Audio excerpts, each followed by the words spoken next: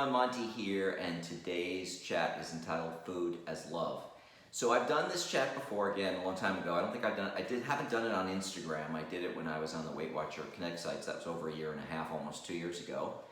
And since I made brunch from my mother and her friend Marva, and I taught them how to make frittatas, and I taught them how to make a couple other dishes for the brunch that we had. First we did like a little cooking class, and then we made the brunch, and then we had brunch, and we had champagne, and then we went in the pool. And because I feel that, making a meal like that is such an expression of love, that I got the idea of doing this chat today. And, talking about food is love, growing up, I think we all have had, our mother made us food, or our grandmother, or that special relative, or, has made us a meal, and then we consider that food comfort food. And I always tell people that that really is like a learned behavior. We may have certain foods that are cultural, ethnic foods that we love because of our ethnicity, that we love that food because that's what we got used to. And I keep always reinforcing with people that if you give it a chance, you can change your taste buds. I started writing this book, which I never finished, but one of the chapters is called Boot Camp for Your Taste Buds. I keep saying that you need to purge your palate of all the bad processed foods, sugary foods that we've just learned to love, that because that's what we were given all our life as a child.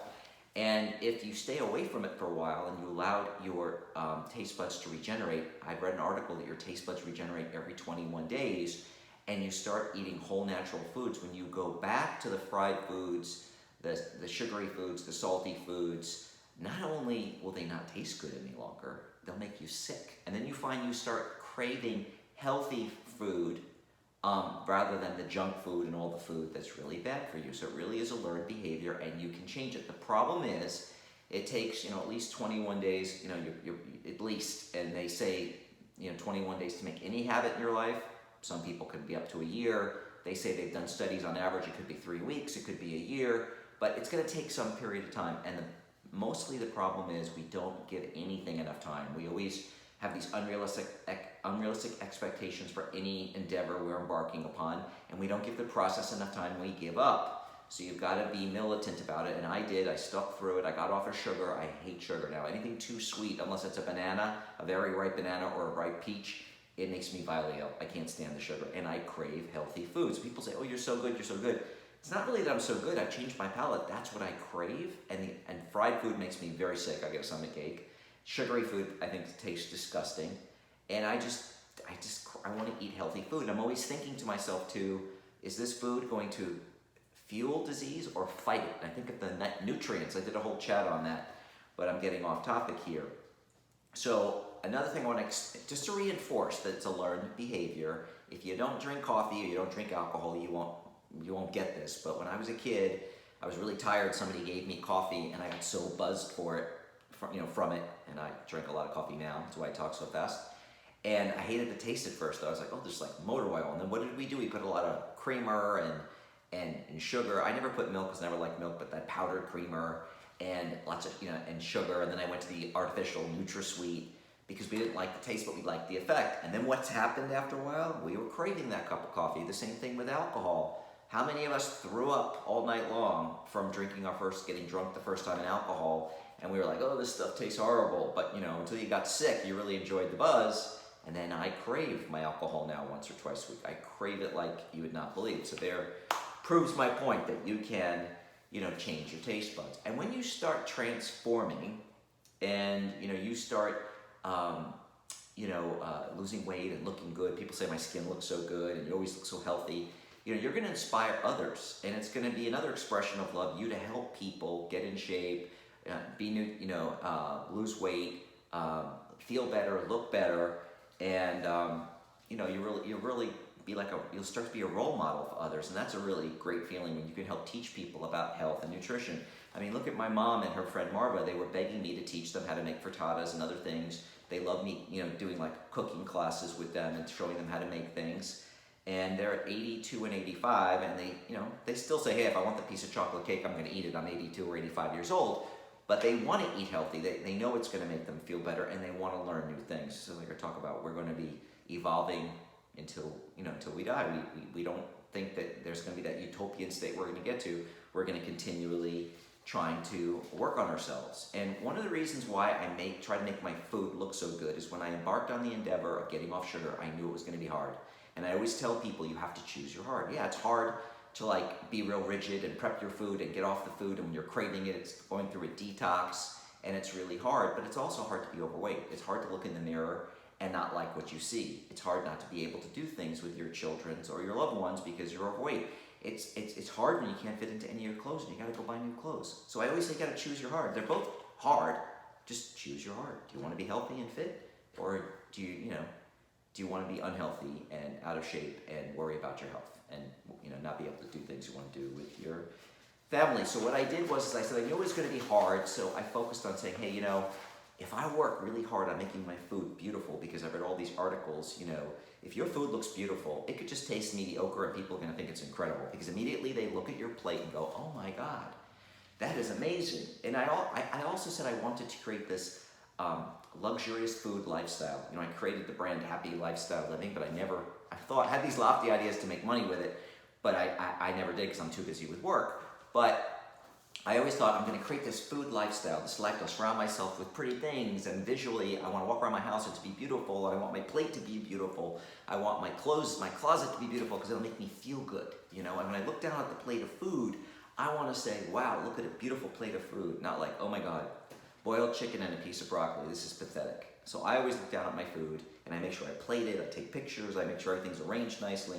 And it tells yourself that I'm taking the time to believe that I'm worth all this effort to do this for myself. And when you do it for other people too, it's sending out a message to them as well. Also, I gotta tell you, if you look in the news lately, on all the news shows, they're talking about for coronavirus, it's so important to eat healthy whole foods that'll help boost your immune system, that a healthy diet boosts your immune system, and that's gonna help you if you do get corona, maybe to be one of those people that don't have a severe effect as others. Of course, there's some genetics involved. I'm even hearing there's blood types, that blood type O doesn't seem to be affected and the death rate doesn't seem to be as high from O as A, but there's also something to do with people who are overweight, diabetes, and who don't eat healthy, their immune system is compromised, and that's going to get you.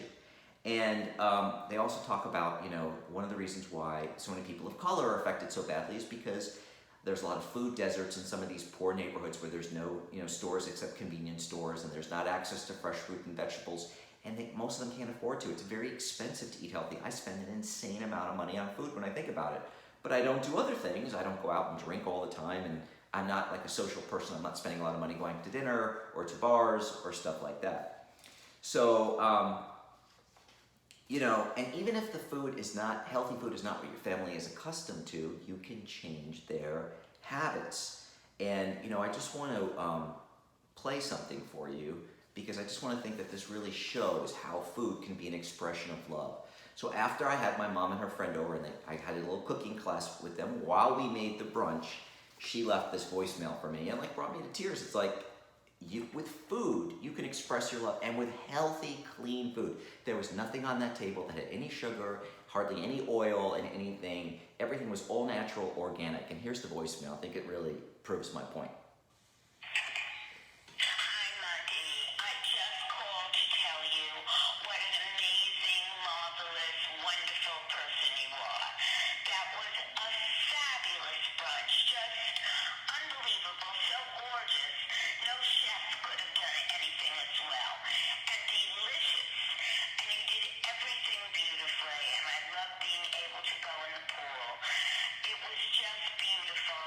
Thank you, darling. It's a day I'll remember. You were special, as you always are. I love you. It's Mom. Hi, Lucky. Whoops. I think it's well. Press play again. Anyway, so, isn't that amazing? All through a meal, you can elicit feelings like that just from preparing a meal and taking the time to show the people around you how much you care for them. And, I set the table. I happen to have nice placemats and nice dishes and nice glasses.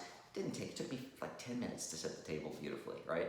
So I try to make everything special and put the effort in, and it says that I'm worth it, they're worth it, and that I care about you enough just to put that little extra effort in. And, I remember when I was on Weight Watchers Connect, and I was bawling like a baby when I got these messages. I was telling everybody, with this chat with Food is Love, not only is it putting messages inside your head that I'm worthy, I'm good enough that I love myself enough that I'm going to take the time to do this just for me. Because I remember one time somebody said something to me somebody said something to me like, oh Monty, I wouldn't do that for just me, but yeah, if I had company, I would do all that. Well, what do you mean you wouldn't do it? It made me sad you wouldn't do it for you. You should definitely do it for you first. You're the most important person, and it's also nice to do it for others. And so I told them, I said, you know, in my post, the first time I did this post, I said, you know what? It's food prep and making food beautiful. It's like an arts and crafts project. What a great way to bond with your children, to teach them healthy habits combined with, hey, free labor, helping them prep your food for the week and making a beautiful meal. And I used to make these 2-ingredient bagels. I'm gonna start making them again too. 2-ingredient pizzas, very easy. And I was teaching people how to make all different kinds of squash.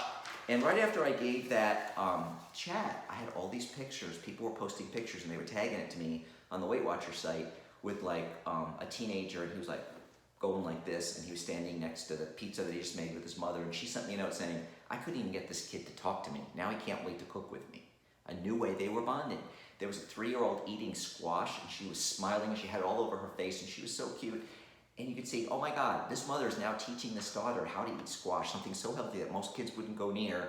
And you could see the smile on the kid's face. Another mother was making bagels, 2-ingredient bagels with her daughter and all her friends. And there's nothing unhealthy in these things. And then there's another one making pizzas with her kids at home too. And they all started posting pictures, and I was like, wow, I helped do that. I helped to help bond these relationships by telling them, get your kids together and cook with them. And you can see, not only are you going to teach them healthy habits, which by the way, I think is the best thing you can do as a parent, is to teach your kid healthy habits, so they won't have this up and down with their weight like I did, or be tormented by the kids at school because I was so heavy.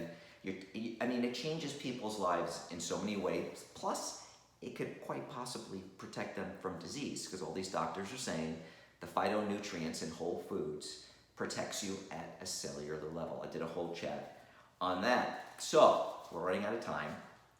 Make my notes. I'm doing pretty good to stay on within the 15-minute time.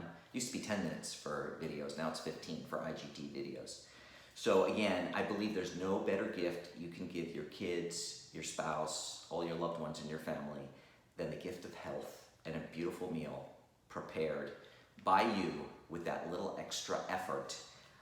Something that's healthy, nutritious, and beautiful. And I believe that food is such a powerful expression of your love, not just to yourself, but to everyone around you. So I hope you enjoy today's chat on Food is Love, and hope I'll be hearing that you're spreading the food love around.